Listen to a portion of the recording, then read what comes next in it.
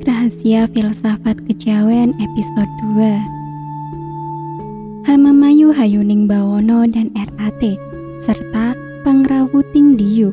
Di atas telah kami singgung sedikit mengenai prana sebagai sinergisme dan harmonisasi energi vertikal horizontal, mikro-makro-kosmos, inner world dengan alam semesta, jagat kecil dengan jagat besar. Mantra merupakan salah satu bentuk pendayagunaan prana. Khusus untuk mantra umum, agar supaya siapapun yang memanfaatkan mantra umum tidak menyalahgunakannya untuk hal-hal yang negatif, ajaran Jawa menekankan keharusan eling dan waspodo. Sikap eling dan waspodo akan memelihara seseorang dalam mendayagunakan prana yang berwujud mantra yang dimanfaatkan untuk kebaikan hidup bersama menggapai ketentraman dan kesejahteraan. Yang paling utama bila mana semua jenis mantra ditunjukkan sebagai upaya untuk keselarasan dan harmonisasi alam semesta dalam dimensi horizontal dan vertikal dengan yang transenden. Mantra adalah salah satu bentuk pencapaian dalam pergumalan laku spiritual sastra Jendra, sedangkan tujuannya yang mulia menjadi makna di balik Hamemayu Hayuningrat, Hamemayu Hayuning Bawono, dan Pangrawuting Diyu. Menjadi satu kalimat dalam falsafah Jawa tingkat tinggi yakni sastra Jendra, Hayuningrat, Pangrawuting Diyu, yang tidak lain untuk menyebut pencapaian spiritual dalam konteks pemanunggaling diri dengan alam semesta atau Hamemayu Hayuning Bawono. Dalam rangka penembahan pribadi dimanifestasikan budi pekerti luhur, Hangawula Kawulane Gusti atau Pangrawuting Diyu. Keduanya berpangkal dan berujung pada penembahan kepada Tuhan Yang Maha Esa Tunggal atau Hamemayu Hayuningrat. Dengan kata lain, budi pekerti membangun dua dimensi jagat, yaitu jagat kecil atau pribadi dan jagat besar menembah kepada Tuhan Yang Maha Esa. Bentuk penembahan dalam pada tingkat tata lahir atau sembahraga atau syariat dimanifestasikan dalam berbagai kearifan budaya yang menampilkan berbagai keindahan tradisi, misalnya upacara ruat bumi seperti grebek, suran, nyadranan, apitan, dan sebagainya, atau sebagai upacara kidungan, ritual gamelan, bedaya ketawang, dan seterusnya. Intinya adalah rasa kebersamaan dalam menembah pada tingkat tata batin atau sembah jiwa, menyatukan kekuatan hidup atau prana kehidupan untuk mewujudkan mantra agung atau maha mantra, yakni sastra Jendra yang berfungsi membangun keseimbangan atau balancing dan keselarasan harmonik antara aura spiritual manusia dengan aura spiritual jagat raya seisinya. Tujuan utama dari balancing dan harmonik jelas sekali jauh dari tuduhan subjektif musyrik maupun bid'ah. Jelas ia sebagai bentuk konkretisasi doa untuk mohon keselamatan bagi alam semesta dan seluruh isinya. Sayang sekali, zaman semakin berubah, perilaku budidaya yang memiliki nilai kearifan atau wisdom yang tinggi telah banyak ditinggalkan orang Jawa sendiri. Alasannya demi mikul dhuwur mandem jero falsafah dan budaya asing atau takut oleh tuduhan-tuduhan subjektif yang hanya berdasar prasangka buruk atau suudzon dan tidak berdasarkan metode ilmiah maupun informasi lengkap dan jelas. Sebuah nasib yang tragis, tradisi yang masih dapat dijalankan pun akhirnya hilang nilai kesakralannya. Grebek, suran, sadranan, apitan telah melenceng dari nilai luhur yang sesungguhnya, yakni menyatukan prana kehidupan. Sebaliknya, tradisi tersebut hanya sekedar menjadi tontonan murahan, menjadi kebiasaan yang diulang-ulang atau custom. Pemerintah melestarikan tradisi hanya karena bermotif materialistis laku dijual dan menjadi daya tarik turis asing karena mungkin dianggap aneh dan lucu saja. Seaneh dan selucu cara bangsa ini memandang dan memahaminya. Itulah wujud sejati wong Jawa kang kejawan atau ilang jawani, rip-iripan. Manusia telah menjadi seteru Tuhan karena telah melanggar rumus atau hukum kodratullah, yakni harmonisasi dan keseimbangan alam semesta. Rusaknya prinsip keseimbangan alam semesta berakibat fatal dan kini dapat kita rasakan dan saksikan sendiri. Hujan salah musim, jadwal musim kemarau penghujan tidak disiplin, kekeringan, kebakaran, banjir, tanah longsor, elevasi suhu bumi, distorsi cuaca, hutan gundul, sungai banyak kering, satwa liar semakin langka dan mengalami kepunahan, distorsi musim mengakibatkan gagal panen, hama tanaman, wabah penyakit aneh-aneh atau pagebluk, serangan hawa panas dan hawa dingin secara ekstrim, El Nino dan La Nina. Nilai hakikat mistik kejawen, urip ing alam donya ora liya mung pinangka kanggo netepi titahing Gusti. Pucung pupuh telu, serat perdatama, ngelmu iku atau kelakonane kanthi laku atau tegese kas nyatosani atau setya budya pangkase dur angkara. Angkaragung utawa ning anggo-anggung gumulung utawa gegolonganira utawa trilaka lekeri kongsi utawa yen den umbar ambara dadi prubeda beda lamun kang wus sangsem utawa rengasamun utawa semono ngaksama utawa sesamane bangsa sisip utawa sarwa sare saking merdi martatama. Taman limut utawa durga mengtias kang wis limput utawa karim ing keramat utawa krana kerabuhan ingsi utawa sihing sukma ngerbdo saardi pengira yeku patut tinulat tulut tinurut utawa sapituduh hira utawa aja kaya jaman mangkin utawa keh pramuda mudi diri lapa makna.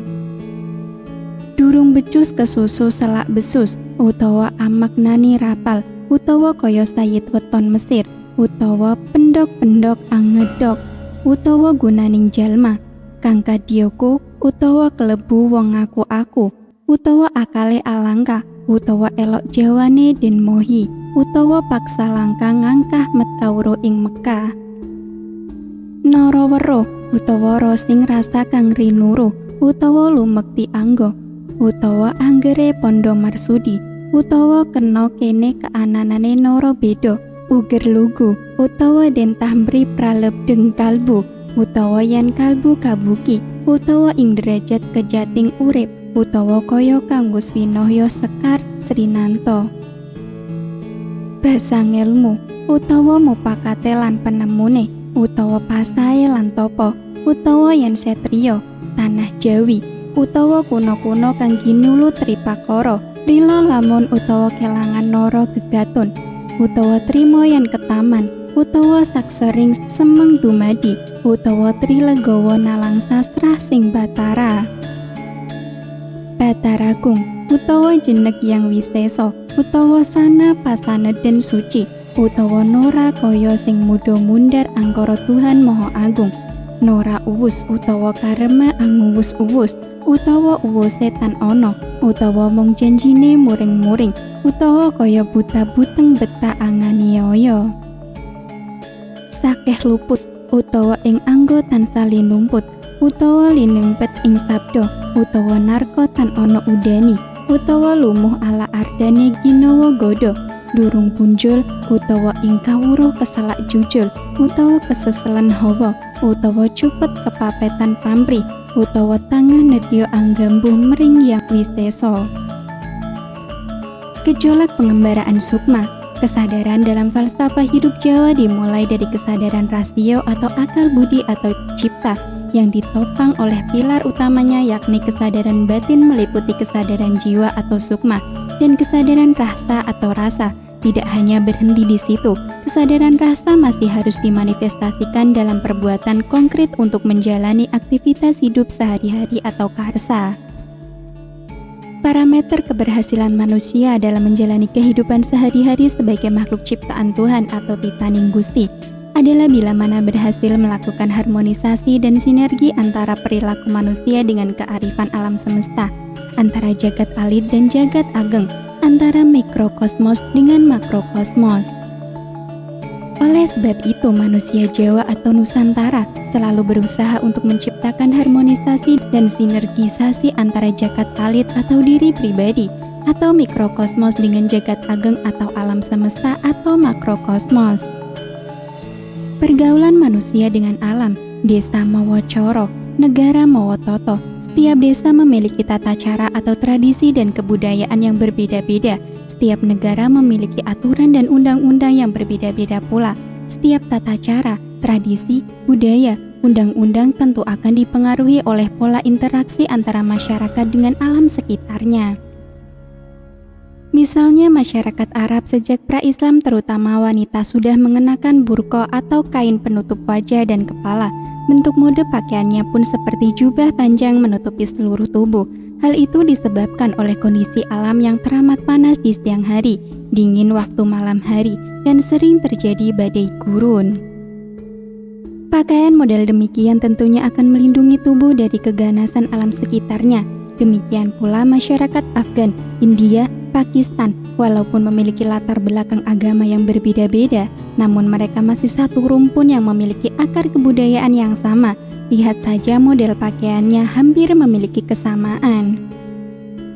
Semua itu pada intinya bahwa tradisi dan budaya merupakan proses interaksi manusia dengan alam, sehingga terjadi penyeimbangan atau harmonisasi antara manusia dengan alam sekitarnya. Bahkan karakter alam akan sangat berpengaruh terhadap karakter masyarakatnya. Misalnya masyarakat Sunda yang ramah, andap asor, terbuka, lunak, namun juga cenderung kurang gigih. Semua itu dipengaruhi oleh keadaan alam yang subur, cukup air, mudah bercocok tanam, mudah mencari mata pencaharian. Gunung-gunung dan pemandangan alamnya yang menakjubkan mempengaruhi nilai seni dan budayanya pula. Coba perhatikan tiupan seruling Sunda dengan nada-nadanya yang ingin meliuk-liuk, meradu dan syahdu menyayat hati, seolah mengikuti lekuk-liuk kontar pegunungan nan indah dan syahdu. Perhatikan pula logat bahasanya yang mesra mendayu, seolah mengikuti irama alam sekitarnya. Lain halnya dengan masyarakat Madura di wilayah Bangkalan. Kondisi alam yang kering dan tanah yang sulit untuk bercocok tanam menyebabkan gaya hidup yang serba terbatas, cara bermukim berkelompok, dan memiliki karakter yang keras, seolah mengikuti keadaan alam yang ganas dan mengharuskan pola hidup yang keras. Jika mental atau karakternya tidak keras, maka akan sulit bertahan hidup di tanah Bangkalan. Mata pencaharian yang sulit akan membangun sikap hemat, namun cenderung melakukan invasi ke wilayah masyarakat lain yang lebih subur lingkungan alamnya. Hal ini hampir senada dengan keadaan masyarakat di negara Arab yang memiliki karakter alam yang sedemikian ganas.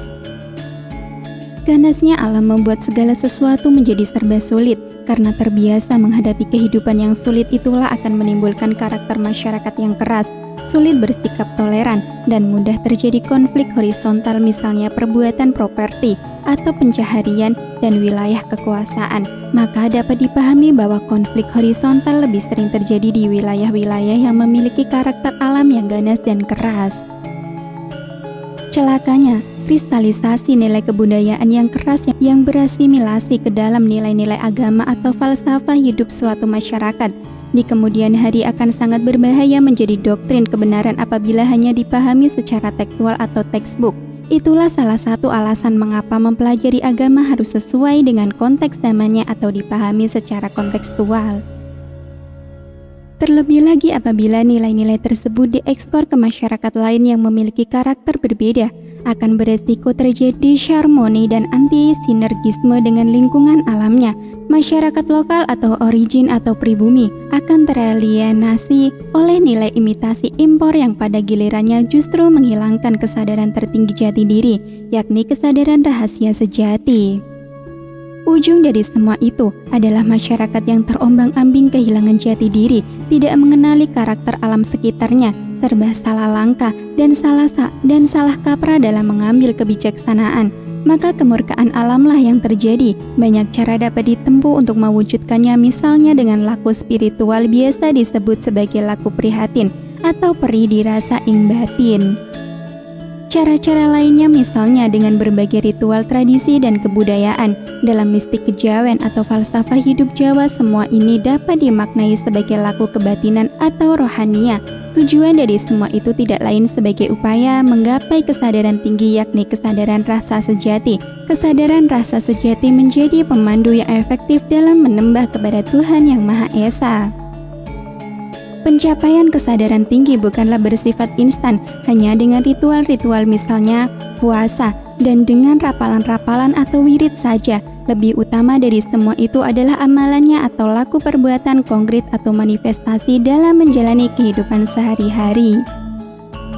Manusia Jawa memahami bahwa laku utama atau perilaku utama atau baik dan mulia berupa manifestasi perbuatan terhadap sesama makhluk, baik terhadap sesama manusia maupun makhluk lainnya, atau termasuk alam semesta.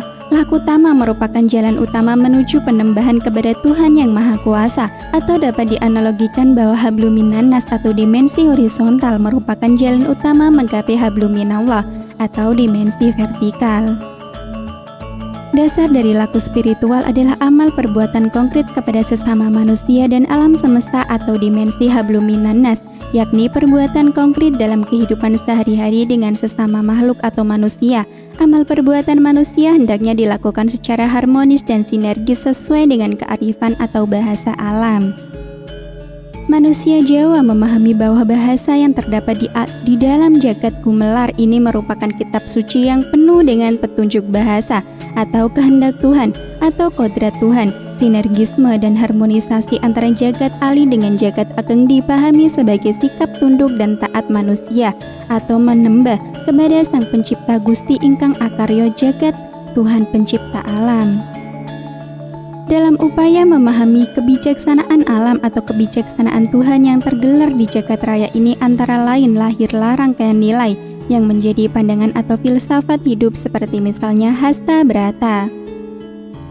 Hasil dari menceritakan bahasa alam dan kehendak Tuhan yang terangkum dalam gerak-gerik fenomena alam meretas ke dalam perangkat nilai yang kemudian diistilahkan sebagai filsafat hidup, nilai-nilai kebudayaan, tradisi dan ritual yang banyak sekali mengandung nilai-nilai kearifan lokal yang adiluhung.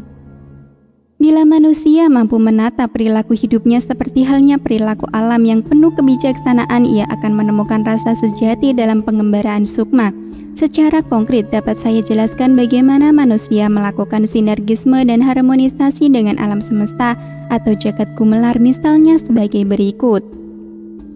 Yang pertama, alam tempat kita hidup ini sungguh tak pernah mengeluh, selalu bersedia memberikan kebutuhan manusia untuk melangsungkan kehidupan. Maka konsep manusia mempercayai bahwa Tuhan Maha Pengasih dan Penyayang. Hal ini menuntut konsistensi perbuatan kita hendaknya memiliki sikap welas asih, tepas seliro, saling asa asi asuh terhadap sesama manusia dan seluruh makhluk hidup tanpa pandang bulu atau pilih kasih. Manusia hendaknya memahami, menjaga, melindungi dan melestarikan tidak hanya kepada makhluk hidup namun termasuk benda tidak hidup di bumi ini yang meliputi sungai, lautan, gunung, daratan, dan hutan, dan lain seterusnya. Sebaliknya sikap disharmoni dan asinergi tampak pada sebagian manusia yang dengan dalih apapun ingin mencelakai orang lain, membunuh, memfitnah, menyakiti hati. Atau manusia memanfaatkan sumber daya alam secara liar, tidak terkenali, bahkan melakukan eksploitasi alam hingga menyebabkan kerusakan hutan, pencemaran air sungai dan laut, polusi udara. Semua itu merupakan sikap kontradiktori terhadap kodrat atau hukum alam atau kodrat Tuhan. Artinya perilaku manusia demikian menjadi tidak sinergis dan harmonis dengan alam semesta. Akibatnya adalah bencana alam, musibah kemanusiaan, wabah penyakit atau pandemi, paceklik, salah musim, siklus cuaca yang kacau, global warming.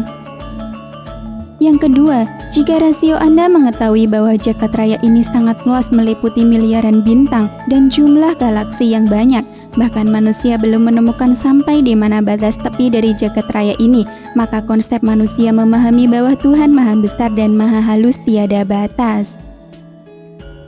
Dikiaskan sebagai gigiran punglu atau samudra tanpa tepi, maka konsekuensi dalam sikap perbuatan hendaknya kita berjiwa besar, toleran, tidak sempit akal, selalu membuka wawasan pikir yang seluas-luasnya.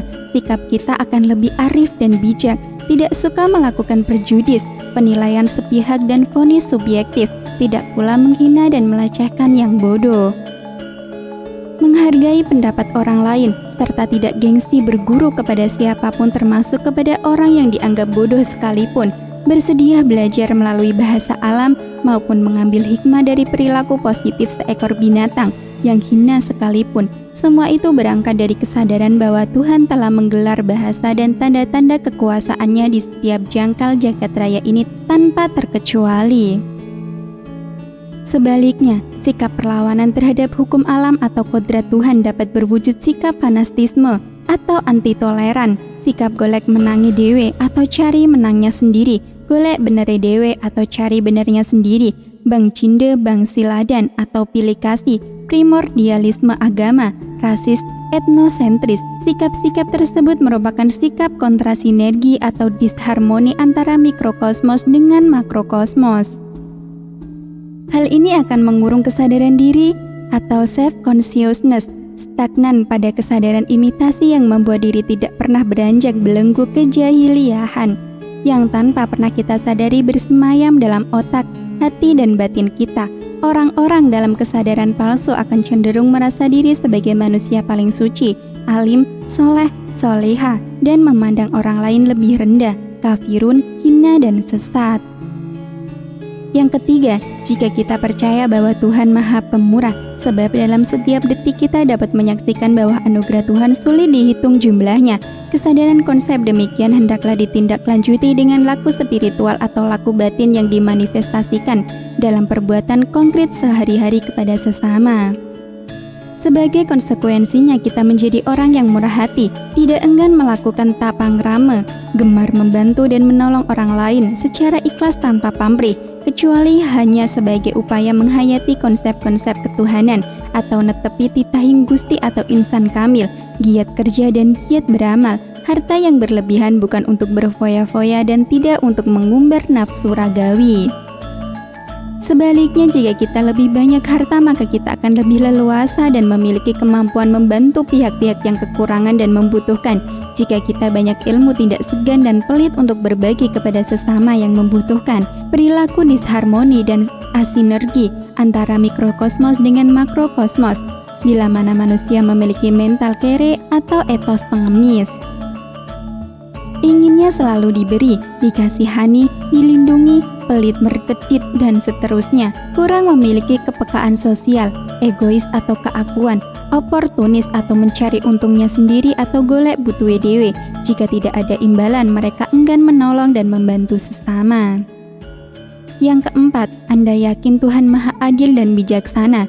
Sebagaimana tampak dalam hukum alam yang penuh keadilan dan keseimbangan, dalam ilmu biologi Anda dapat mencermati rantai makanan yang jelas-jelas mengikuti rumus keseimbangan alam. Binatang di awal mata rantai jumlahnya semakin sedikit dan proses populasinya berjalan lamban, sedangkan hewan yang berada di ujung mata rantai berkembang biak secara cepat dalam jumlah besar. Itulah bahasa alam, bahasa tentang keadilan dan kebijaksanaan yang menginformasikan kepada manusia bahwa Tuhan Maha Adil. Konsekuensinya, manusia harus selalu berbuat adil dan bijaksana dalam laku atau perbuatan hidup sehari-hari kepada sesama manusia, makhluk hidup, dan alam semesta. Sikap sebaliknya, manusia lebih sering melawan kodrat alam. Manusia menutup mata dan telinga lalu dengan seenaknya berbuat melawanan hukum alam yang tertata, tertib, rapi, adil, dan bijaksana. Manusia melakukan penebangan hutan secara liar hingga mengakibatkan pemanasan global, banjir, dan terjadi abrasi pantai. Manusia melakukan eksploitasi kehidupan laut secara membabi buta sehingga terjadi ketidakseimbangan mata rantai hingga berakibat kepunahan berbagai jenis binatang. Manusia juga merombak sungai menjadi perumahan mewah, jalur hijau dan resapan air ditanami, bangunan rumah hingga mengakibatkan banjir, tanggul jebol, tanah longsor, semua memakan korban jiwa yang tidak sedikit. Apakah pola pikir Anda masih menganggap bahwa semua itu sebagai cobaan bagi orang-orang yang beriman atau sebagai kehendak ilahi? Tidak. Tuhan tidak sekejam itu. Manusialah yang teramat lancang berani menganggap Tuhan sebagai objek penderita, lebih tepat dikatakan sebagai ngunduh woheng pakarti. Manusia mendapati bebandu atau hukuman atas penentangannya terhadap rumus-rumus alam, hukum alam, atau kodrat Tuhan. Yang kelima, kesadaran kita dalam memahami Tuhan Maha Kuasa adalah sikap penguasaan terhadap hawa nafsu negatif yang ada di dalam diri kita pribadi. Sikap mawas diri, mulut sariro, angon wayah merupakan penjelmaan atas penghayatan yang sungguh-sungguh terhadap kesadaran bahwa Tuhan Maha Kuasa. Sikap antagonisme terjadi bila mana manusia selalu bernafsu ingin menguasai dan menindas orang lain secara tidak absah, menaklukkan, menghancurkan, menundukkan, dan menghegemoni pihak lain. Sikap megalomania, narsistis, takabur, golek menangi dewe, menganggap orang lain tidak benar dan pantas dilenyapkan, merupakan bentuk negasi dari sikap penguasaan terhadap diri pribadi. Bahkan, sikap paling ekstrim dan sangat berbahaya adalah bila mana manusia yang maha lemah mengklaim diri sebagai pembela Tuhan yang Maha Kuasa, mengaku dirinya adalah utusan Tuhan yang berhak membunuh orang lain yang dianggap secara sepihak menurut persepsi pribadi sebagai musuh Tuhan. Apakah mereka tidak menyadari apabila Tuhan memiliki musuh atau yang berasal dari makhluk ciptaannya sendiri? Sangat terdengar aneh bila mengutus manusia berada di jalan jihad dengan membunuh musuh-musuhnya. Apakah Tuhan maha lemah sehingga mengutus manusia membunuh manusia lainnya? Bukankah kekuasaan Tuhan mampu membunuh miliaran manusia hanya kurang dari 1 detik saja? Marilah kita camkan bersama.